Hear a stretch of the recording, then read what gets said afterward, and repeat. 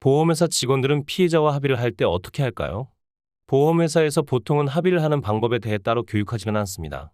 각자 경험에 의해 성향에 맞는 합의 기법을 사용하는데 가장 많이 사용하는 표현은 저희가 앞으로 들어갈 치료비를 지급해드리고 마무리하시는 건 어떠세요? 이런 표현을 많이 사용합니다. 피해자들이 합의라는 단어에 거부감을 느끼는 분도 많고 이렇게 얘기를 하면 다음에 이끌어 나가기 쉬운 부분도 있습니다. 예를 들면 이런 거죠. 저희가 앞으로 들어갈 치료비를 지급해드리고 마무리하시는 건 어떠세요? 하면 대부분의 분들이 네? 하고 다음 말을 못 이어가거나 아직 몸이 아픈데요? 어떻게 해야 하는데요? 이런 식으로 확실한 거절을 못 하는데요. 그러면 담당자가 바로 다음을 이끌어 갈 수 있게 됩니다. 어차피 치료라고 해봐야 물리치료밖에 없거든요. 여유 있게 한 달 내내 물리치료 받을 수 있게 계산해드리겠습니다. 이런 식으로 계속 대화를 할 수 있게 되는 겁니다. 계속 대화를 하다가 보면 어느새 합의가 이루어지게 되는 것입니다. 제가 이번 시간에 설명해드릴 합의 방법은 대부분의 담당자들이 사용하는 방법이 아니고 의외로 합의를 잘하는 보험회사 직원이 사용하는 합의 수법을 설명해드리고 이게 왜 피해자들에게 효과가 있는지, 그렇다면 피해자는 어떻게 해야 하는지에 대해 설명해드리겠습니다. 합의와 관련된 유튜브나 블로그 글들을 보면 막연하게 피해자가 해야 하는 법을 설명하는 경우가 많습니다. 제가 보험회사 직원의 합의 수법을 설명해드리는 이유는 알고 있어야 당하지 않는 것도 있지만 합의가 이루어지는 전반적인 과정에 대해 이해를 하셔야 합의를 잘할 수 있기 때문에 설명해드리려고 하는 것입니다. 담당자들 중에는 합의를 정말 편하게 하는 사람들이 있는데요. 편하다는 의미가 상대방을 편하게 만들어준다는 의미가 아니고 다른 담당자들이 보기에 엄청 편하게 한다는 것입니다. 합의하는데 전화를 시작해서 끊을 때까지 1분도 안 걸리는 경우도 많습니다. 합의하시죠? 100만 원 드리겠습니다. 100만 원 드릴 테니까 합의하시는 건 어떠세요? 이렇게 얘기할 때 핵심은 두 가지입니다. 첫 번째는 합의라는 단어를 직접적으로 사용하는 것이고 두 번째는 금액을 반드시 얘기하는 것입니다. 여러분들이 피해자라면 이런 얘기를 갑자기 들으면 어떤 기분이 드실 것 같은가요? 의외로 이렇게 합의를 하는 담당자들이 합의를 잘하는데요. 왜 그럴까요? 이렇게 얘기하는 의도가 뭐일까요? 우리는 본능적으로 직접적으로 얘기하는 것에 거부감을 가지고 있고 익숙하지 않습니다.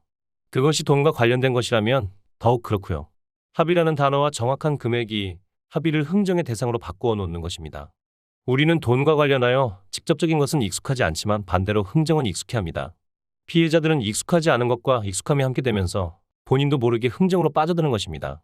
원래 합의라는 것이 피해자의 몸과 손해를 평가하는 민감하고 어려운 것인데 가벼운 흥정의 대상으로 바뀌는 것입니다. 여기에 내가 돈을 주는 사람이다 라는 암시를 통해 주도권 또한 가지고 오는 것입니다. 한마디로 보험회사 직원이 갑의 위치로 올라가면서 피해자를 을의 위치로 끌어내리는 것입니다. 제가 이전 영상에서 교통사고의 경우 피해자가 갑이라고 설명해드리고 그 이유도 말씀을 드렸었는데요. 이 한마디로 모든 것을 바꿔버리는 것입니다. 교통사고 경험이 적은 피해자들은 그런가 보다 하고 끌려가는 것이고요. 담당자가 이런 식으로 합의를 제안하면 피해자들은 어떤 반응을 보일까요? 어떤 반응을 보이든지 담당자는 손해볼 것이 없습니다. 보통 합의에 이르는 과정은 어떤 과정을 거치게 될까요? 최종 합의에 이르기 과정 첫 번째는 합의 얘기를 꺼내는 것입니다. 두 번째는 금액을 제시하는 것이고요. 세 번째는 상대방으로부터 원하는 금액을 듣는 것입니다. 그리고 마지막에 합의에 이르게 되는 것입니다. 이 과정은 합의뿐만 아니라 모든 물건을 파고 사는 과정 또한 마찬가지입니다. 담당자 입장에서는 아주 편하게 말 한마디로 두 번째 단계까지 간 것입니다. 여기서 세 번째 단계나 마지막 단계인 합의까지 이루어지는 경우도 아주 많습니다. 담당자가 합의하시죠? 100만 원 드리겠습니다. 라고 하면 피해자는 어떤 반응을 보일까요? 네? 그거밖에 안 돼요? 다른 사람들은 더 많이 받던데요? 네? 100만 원이요? 내가 교통사고 때문에 얼마나 많은 손해를 봤는데 100만 원이라고요? 네? 그걸 말이라고 해요. 대부분 이런 반응을 합니다. 마음속으로는 아직 합의할 때가 안 되었고 치료를 받겠다고 말을 하려고 했는데 갑자기 이런 말을 들으면 다 잊어버리고 100만 원이라는 단어에 꽂히게 됩니다. 이러면 담당자는 바로 세 번째 단계로 들어갈 수가 있습니다. 그럼 생각하시는 금액이 있으세요? 다른 사람은 얼마 받는데요? 손해본 금액이 얼마이신데요? 담당자 입에서 이 얘기까지 나오면 합의는 80% 이루어진 것입니다. 담당자는 이번 통화의 목표는 완전히 이룬 것입니다. 여기서라도 멈추면 좋은데 피해자들은 급기야 생각해보지도 않았던 금액을 얘기하는 경우도 있습니다. 합의금을 얼마 받을지 생각도 안 했었는데 갑자기 얘기하는 것입니다. 본능적으로 튀어나올 때도 있습니다. 아니면 최하 200만 원은 받아야지 이런 생각을 하고 있었는데 담당자가 공격적으로 나오니까 갑자기 본인 딴에는 많이 얘기한다고 180만 원이라고 얘기를 합니다. 마치 우리가 동남아 야시장에서 물건 사듯이 말이죠. 이러면 세 번째 단계에 들어간 것이 아니고 끝난 것입니다. 피해자가 말한 금액이 180만 원이든지 200만 원이든지 250만 원이든지 중요하지 않습니다. 합의는 끝난 것입니다. 담당자가 100만 원을 얘기하고 피해자가 180만 원을 얘기하면 얼마의 합의가 이루어질까요? 두 금액의 절반이 140만 원이니까 140만 원에서 150만 원에 이루어집니다. 200만 원이면 150에서 170만 원 사이가 되고 250만 원이면 175만 원에서 195만 원 사이가 됩니다. 사실 이렇게 합의되는 원리는 중요하지 않습니다. 이 부분은 제가 나중에 따로 설명해 드리겠습니다. 담당자는 이번 대화에서 합의를 해도 되고 다음에 필요할 때 언제든지 해도 됩니다. 상대방 요구 금액을 알았으니까, 그것도 피해자가 고민해보지 않고 입에서 튀어나온 금액을 알았으니까 당장 지급해서 끝내도 되고 서류에 표시해 놓았다가 아무 때나 필요할 때 합의하면 됩니다. 중간중간에 합의금이 너무 많아서 어렵다고 엄살이나 피우면서 금액을 낮추다가 필요할 때 언제든지 하면 됩니다. 어디서부터 잘못되었을까요? 금액을 얘기한 게 잘못일까요? 아니면 합의의 주도권을 빼앗긴 것이 잘못일까요? 저는 이렇게 합의가 이루어지는 이유가 대화를 시작하기 훨씬 이전부터 잘못했기 때문이라고 생각합니다.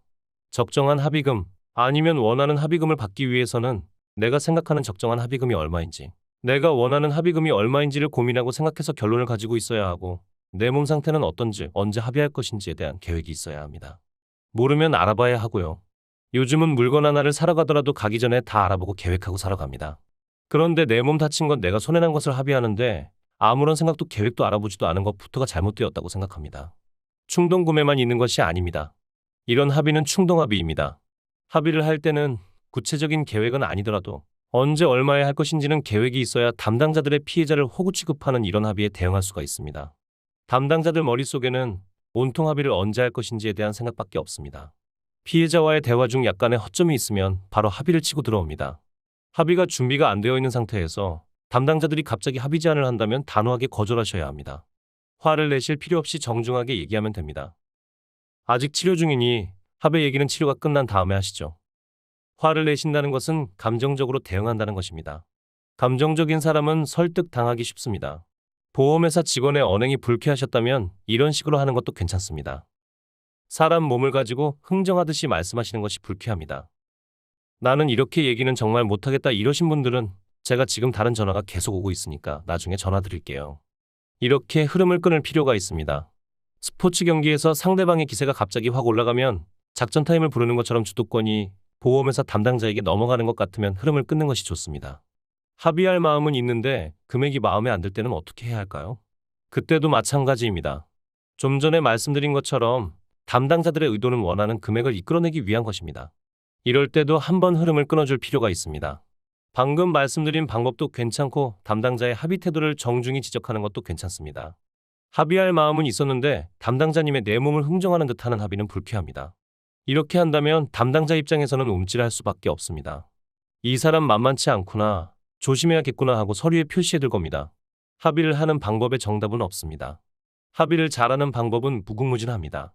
어떤 방법으로 합의를 하든지 아무런 계획도 없이 주도권을 빼앗긴 상태로는 적정한 합의를 볼 수 없습니다.